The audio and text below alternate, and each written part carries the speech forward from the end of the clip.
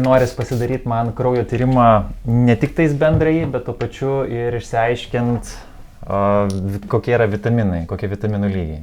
O apskritai, kodėl žmogui reikėtų vitaminų lygį pasitikrinti? Apskritai labai svarbu žinoti.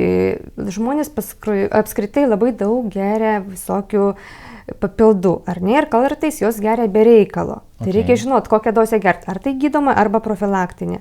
Tai štai labai svarbu yra nustatyti. Taip, kraujas tą parodys. Super. Davimo kraujo yra kokių nors rekomendacijų? Ne, reikia, kad atsipalaiduotų ir nebijotų, svarbiausia. Nes jeigu labai bijo, kartais sustresuoja, alpsta, visko pasitaiko. Bet jeigu ateina nusiteikęs, kad bus tokia procedūra, tai dažniausiai... Čia vienas iš tų, kur reikia taip, ne, kad nežiūrėti. Ne, jeigu mes žinom, kad žmogus sako, aš alpstu, mes čia neimam. Visą laiką einam arba į palatą, arba pas gydytoją kabinetą ir pasiguldom. Tai man dabar, kaip suprantu... Bet kurią ranką. Bet kurią. O yra skirtumas, kurią ranką? Ne, nėra svarbu. Okay.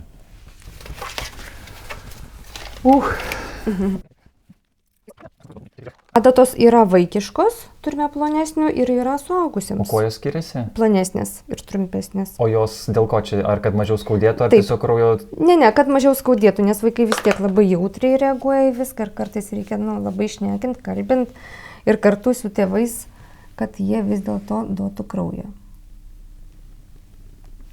Opa, ne taip ir skauda. Tai va. O yra dabar skirtumas, koks kiekis kraujo reikia paimti? Ar čia daugiau yra aparato? Mėgintuvėlis turi vakuumą ir pritraukia tiek kraujo, kiek reikia. Ir čia mėgintuvėlis nustato? Taip, taip. Čia yra vakuumas ir pritraukia tiek, kiek reikia. Iš tikrųjų, ne taip. Iš visų skyčių net neskauda. Taip, buvo toks uodo įkandimas. Taip. Bet kartais stresas padaro savo ir žmonės tiesiog alpsta. Iš įtampos, ne? Taip. Okay. Tai mes dabar 2 turime, ne? Taip, mes turim 2, mes turime bendro kraujo ir turime biocheminį. Bendrą kraujuką reikia prispausti, nes bus mėlynė.